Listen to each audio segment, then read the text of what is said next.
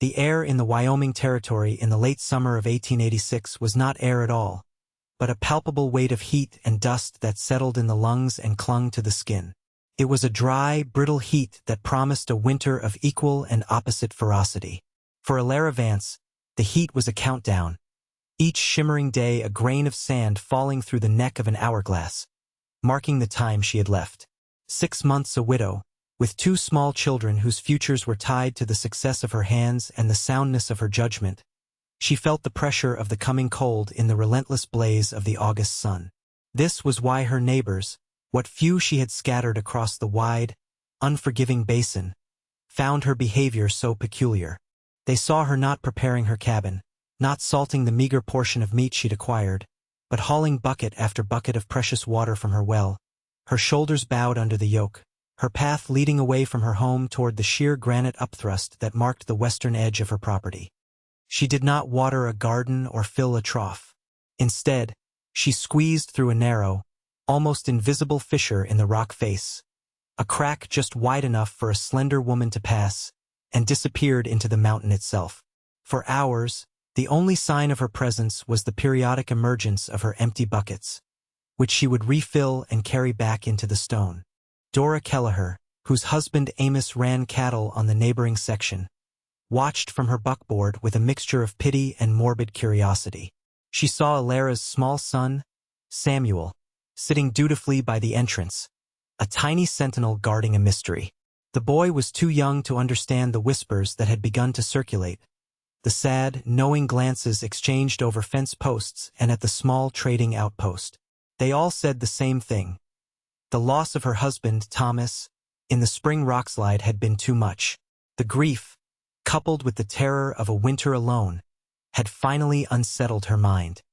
Amos Kelleher eventually rode over, his practical nature unable to leave the puzzle unsolved.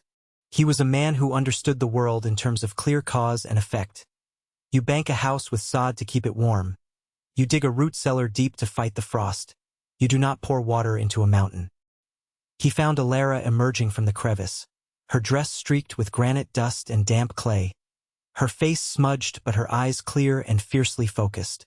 "Elara," he began, his voice softened with the condescension reserved for the fragile. "The children need you resting. The sun is no joke. What are you doing with all this water?" Elara wiped a bead of sweat from her brow with the back of her forearm. "I'm cleaning it, Mr. Kelleher." His gaze followed hers to the dark slit in the rock. "Cleaning what? A cave?" She nodded. "A pantry." Amos blinked, his mind failing to connect the words to the action. "You're washing a cave to use as a pantry?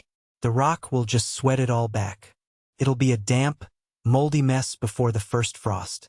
Your stores will rot." He spoke with the unshakable confidence of a man who had survived 20 such winters by following the proven ways. He knew the earth, or thought he did. He knew it as a surface to be plowed, a foundation to be dug into, but he did not know its heart. Elara offered a small, tired smile. It was the smile of someone who possessed a piece of knowledge so fundamental it was difficult to explain to those who saw the world differently. "It's not the damp I'm worried about, Mr. Kelleher. It's the dust. The principle requires a clean surface." The word principle hung in the air between them, alien and academic. Amos dealt in tradition, in methods passed down because they worked. Principles were for men like her late husband, Thomas, men who carried books and instruments and saw the world as a set of rules to be understood rather than a series of tasks to be completed. Watching an outcome was not the same as understanding the principle that created it, and Amos had only ever watched. He saw her action as madness because he could not perceive the underlying law she was serving. "You'd be better off digging your cellar another 2 feet deeper," he advised, his tone shifting from concern to dismissal. He turned his horse, leaving her to her foolish, heartbreaking labor. Amusement, he had long ago decided, was a safer position than pity. The memory of her husband was the blueprint for her current madness. Thomas had been a geologist, a man more comfortable with the ancient language of stone than the idle chatter of men.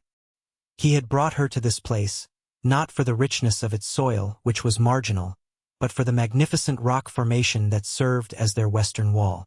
On a day much like this one, 2 summers prior, they had sought refuge from the punishing sun in that very same crevice.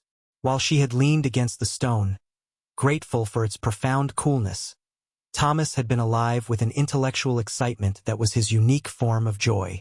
He placed his palm flat against the granite. "Do you feel that, Elara? That's not just shade. That's the memory of winter she had not understood. It's just a cold rock, Thomas." He had shaken his head, his eyes alight. "No. Nothing is just anything. This mountain is a battery. All summer, the sun pours energy onto its surface, and that heat soaks in, millimeter by millimeter, a wave of warmth traveling into the deep stone. It's a slow process, incredibly slow. What we feel now, this deep coolness, is the last of winter's chill finally breathing its way out." He had then explained the principle that now guided her every move. The immense thermal mass of the mountain meant it existed in a different season from the world outside. It lagged months behind. "By the time the deep cold of January arrives," he had explained, his voice echoing slightly in the enclosed space, "the heart of this rock will just be starting to release the heat it's absorbing right now. It breathes out summer in the dead of winter, and it breathes out winter in the peak of summer. If you could create a small, sealed chamber right here, one that doesn't exchange air with the outside, the rock itself would moderate the temperature. It would never freeze. It would never get hot. It would hold steady, a perfect anchor in the storm of the seasons." He had spoken of it as a theoretical curiosity, a fascinating intersection of geology and physics. For Elara, listening to his words now in the echo chamber of her memory, it was no longer theoretical. It was the singular key to her survival. She tried to explain it once to Constance Hartwell, an older widow who had stopped by with a small pail of milk and a look of genuine concern. Constance, unlike the Kelleher's, watched with a quiet, searching gaze. "Amos Kelleher says you're trying to make a pantry in the rock," she said, her voice gentle. "He's worried for you, Elara." Elara paused in her work, appreciating the sincerity. "The rock will keep it from freezing, Constance. It holds the summer's heat and lets it go in the winter." Constance's brow furrowed. "But stone is so cold to the touch in winter. I had a stone hearth that would draw all the heat from the room if the fire wasn't roaring." Elara understood the disconnect. Constance, like Amos, understood the world through direct, sensory experience. A rock that felt cold was cold. They could not grasp the idea of a vast, unseen reservoir of energy hidden deep within. "It's the deep stone," Elara attempted. "Not the surface. The surface will be cold, yes. But its coldness is a barrier holding the warmth inside. The chamber will be protected." Seeing the lingering incomprehension in her friend's eyes, she let the subject drop. The proof would not be in the explanation. The proof would be in the potato she pulled from the darkness in the heart of January. Her work became a solitary ritual, a conversation between her, the stone, and the memory of her husband. After weeks of hauling water and scrubbing the interior of the small cavern, no larger than a generous closet, with a stiff brush, the granite walls were smooth and clean, free of the dust and lichen that Thomas had warned could introduce mold. Then began the second, more intricate phase, the construction of the door. She had salvaged thick, seasoned timbers from a shed that had collapsed under the snows of the previous winter. The wood was gray and weathered, but its core was sound. Using Thomas's tools, a saw, a heavy plane, a brace and bit, she began to shape the frame. Her hands, accustomed to the gentler work of the kitchen and garden, became calloused and strong. Each pass of the plane sent a curl of pine-scented wood onto the dusty ground, a small, fragrant sacrifice to the task. She was not merely building a door. She was crafting a seal, a precise interface between the violent, fluctuating world outside and the steady, quiet world within. The process was methodical, almost meditative. She measured the irregular opening of the crevice a dozen times, marking the timbers with a piece of charcoal, her brow furrowed in concentration. She had to fit a square peg into a round hole, or rather a rectangular frame into a jagged, organic opening. She used an adze to carefully scribe the outer edges of the frame timbers, shaping them to the contours of the rock. It was a slow, painstaking process of carving, fitting, removing, and carving again. Samuel would sit nearby, handing her tools, his small face a mask of solemn importance. He didn't understand the principle any more than Amos Kelleher did, but he understood his mother's determination. He saw not madness, but purpose, and in her unwavering focus, he found his own small anchor in a world that had been violently upended. The rhythmic scrape of the plane and the solid thud of the mallet were the sounds of his mother building them a future. The final piece of the puzzle was the seal itself. A wooden frame against rough stone would leave 1,000 tiny gaps for the killing cold to seep through. Thomas had spoken of this too.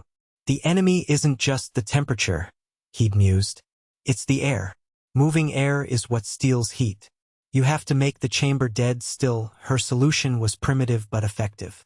She had sheared their small flock of sheep earlier in the summer, and she took the densest, greasiest wool from the burlap sacks. She rendered a pot of tallow from deer fat and worked it into the wool, creating a dense, pliable, and waterproof packing material. With a wooden paddle and her own fingers, she forced this greasy wool into every gap between the heavy timber frame and the unyielding granite. She packed it until it was as dense as felt, creating a gasket that would repel both moisture and air. The scent was earthy and strong, the smell of lanolin and fat, the smell of survival. When the frame was finally irrevocably wedged and sealed into the crevice, she hung the door. It was thick and heavy, constructed of 2 layers of cross-laid planks to prevent warping. She used massive iron hinges she'd scavenged from the same collapsed shed, laboriously cleaning them of rust and working them with oil until they moved with a slow, deep groan. A heavy wooden latch, fitting into a carved catch on the frame, would hold it shut. The first time she closed it, the sound was profoundly satisfying. It was not the light click of a cabin door, but a solid, resonant thump that spoke of mass and permanence. The outside world was silenced. When she pressed her ear to the wood, she could hear nothing. She had done it. She had carved a small pocket of stillness out of the wilderness. As autumn painted the cottonwoods along the creek bed in strokes of brilliant yellow, the community prepared for winter in the time-honored ways. Men banked their cabins with sod and mud, and women filled their shallow, dirt-floored cellars with the meager harvest of a dry year. They watched Elara as she carried her own harvest, crates of potatoes and carrots, baskets of late-season apples, not down into the earth but sideways into the mountain. Each trip she made into the rock was seen as a final, desperate act of folly. Dora Kelleher, meeting Constance Hartwell on the path to the trading post, shook her head. She's putting everything in there. Her entire winter's store. Those poor children. Constance, who had watched Elara's careful construction of the door, merely said, her husband was a clever man. Perhaps she listened well. It was the first and only voice raised, however tentatively, in Elara's defense. The first snows came in late October, a gentle dusting that melted by noon. But in mid-November the real winter arrived. It came not as a storm but as a presence, a stillness that fell over the land as the temperature dropped and did not rise again. The sky turned a hard, metallic gray. The wind, when it blew, was a physical force that carried not snow but ice, fine as sand, that scoured the landscape and stung any exposed skin. The world became a study in white and gray, and life contracted to the small, fire-lit spaces within log walls. Elara's cabin, banked high with the snow that now served as a welcome insulator, became her entire world.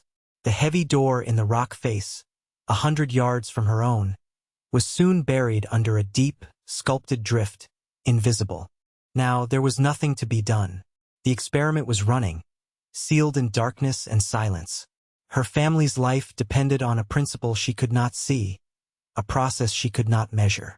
All she could do was wait and have faith in the slow, silent work of the mountain. The days shortened, bled of light and warmth. The nights were long and terrifyingly cold, filled with the groaning of the cabin logs contracting in the frost and the distant, lonely howl of a wolf. Elara kept her routine simple and steady for the children. They had their lessons, their chores, the mending of clothes, the careful rationing of firewood and food. But in the quiet moments, after the children were asleep in their loft bed. She would sit by the faint glow of the banked fire and think of her pantry. She imagined the still, dark air inside, the way the vast, latent warmth of the granite was imperceptibly bleeding into the small chamber, holding the temperature at a steady point just above freezing. She pictured the apples, their skins still tight and crisp, the potatoes, their eyes not yet sprouting, dormant and firm. She had to believe in it. To doubt now was a luxury she could not afford, for doubt was a cold that crept in through the smallest of cracks, far more dangerous than the wind outside. By mid-January, the deep cold had set in. For 2 weeks, the temperature never rose above zero, even at midday. The sun was a pale, useless disk in the southern sky. It was a cold that broke things. It split trees with a sound like a rifle shot and made iron as brittle as glass. It was a cold that found its way past every defense. Smoke rose from the chimneys of the scattered homesteads, the only sign of human life in the frozen expanse. But inside those cabins, a quiet disaster was unfolding. The frost line, driven deeper than usual by the sustained, windless cold, had penetrated the floors of the root cellars. Amos Kelleher was one of the first to discover it. Going to his cellar for a sack of potatoes, he found them not firm, but soft and wet. The ones on the top of the pile were mush, the ones at the bottom were frozen solid. A season's worth of food turned to rot and ice. The same story was repeated across the basin. The traditional methods, the wisdom of generations, had failed against the sheer brutality of the year. A brief thaw arrived at the end of the month, a Chinook wind that brought the temperature soaring into the 30s. It was a false spring, a temporary reprieve, but it was enough. The snow softened, and paths could be shoveled. It was this thaw that drove Dora Kelleher to Elara's door. Her face was pinched with worry and sleeplessness, her usual air of knowing pity replaced by a raw, undisguised desperation. "Elara," she began, without preamble, "our cellar, it's all gone. The frost got it. We've lost everything.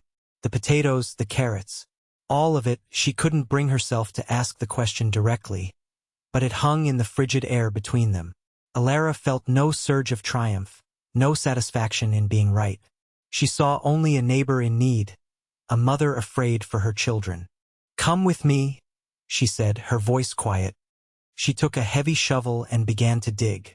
The snow over the drift was crusted with ice, and it took the better part of an hour to clear a path to the rock face and expose the top of her heavy wooden door. A thick layer of frost coated the planks, and ice had sealed the edges shut. Amos had followed his wife, standing back at a distance, his arms crossed, his face a grim mask of skepticism and hope. He watched as Elara used the blade of a small hatchet to carefully chip away the ice around the latch. With a final effort, she put her shoulder to the door and pushed. It resisted, held fast by the frost, then gave way with a deep, groaning sound, the seal of ice breaking with a crackle. The moment of truth had arrived. A breath of air washed out from the opening, and it was the sensory proof that made Amos Kelleher take an involuntary step forward. The air that touched their faces was not the biting, sterile cold of the Wyoming winter, nor was it the dank, fetid air of a rotting cellar. It was cool, yes, but it was a living coolness. It smelled of damp earth, of apples, of the sharp, clean scent of raw potatoes. It was the smell of preservation, of life held in perfect, suspended animation. Elara stepped inside, disappearing into the darkness for a moment. When she emerged, she held a potato in one hand and an apple in the other. She handed the potato to Dora. It was heavy, firm, and cool, but there was no frost on its skin. It was as if it had been pulled from the ground only yesterday. Elara handed the apple to Amos. He took it, his gaze fixed on her face, searching for some sign of gloating, of vindication. He found none. He saw only a quiet, solemn certainty. He looked down at the apple in his gloved hand. It was a deep red, its skin smooth and taut. He raised it to his mouth and bit into it. The sound was an explosion in the winter silence. A sharp, loud crack that echoed off the rock face. Juice, impossibly fresh, ran down his chin. It was crisp, sweet, and perfect. He lowered the apple and stared at it, then looked back at the dark opening in the rock and finally at the woman who had built it. The complex scaffold of his certainty, built over a lifetime of received wisdom, collapsed in that single crisp bite. "I'll be," he said, his voice low and filled with a wonder that erased all his previous scorn. "You were right, Elara. You were right." In that moment of quiet acknowledgement, the dynamic of the small community shifted. It was not a victory for Elara over her neighbors, but a victory for a principle over tradition, for understanding over mere repetition. She felt a profound connection to Thomas, a sense that his knowledge, his way of seeing the world, had reached out through her hands to protect them all. She led Amos and Dora into the small chamber. Inside, lit by the lantern she had brought, they saw the neat stacks of crates. Everything was untouched by frost or rot. They stood in the heart of the mountain's warmth, a small, stable world that ignored the rage of the winter outside. It was a place of quiet, geological magic, and they were standing in the presence of its architect. Elara shared her stores freely. That winter, the Vance pantry fed more than just her own family. It became a lifeline for the Kelleher's and 2 other families whose cellars had failed.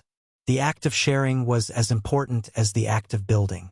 It transformed her from the poor, grieving widow into a provider, a source of strength and unforeseen wisdom. The pantry was not just a structure of wood and stone. It was the physical manifestation of resilience, a testament to the power of a single, well-understood idea.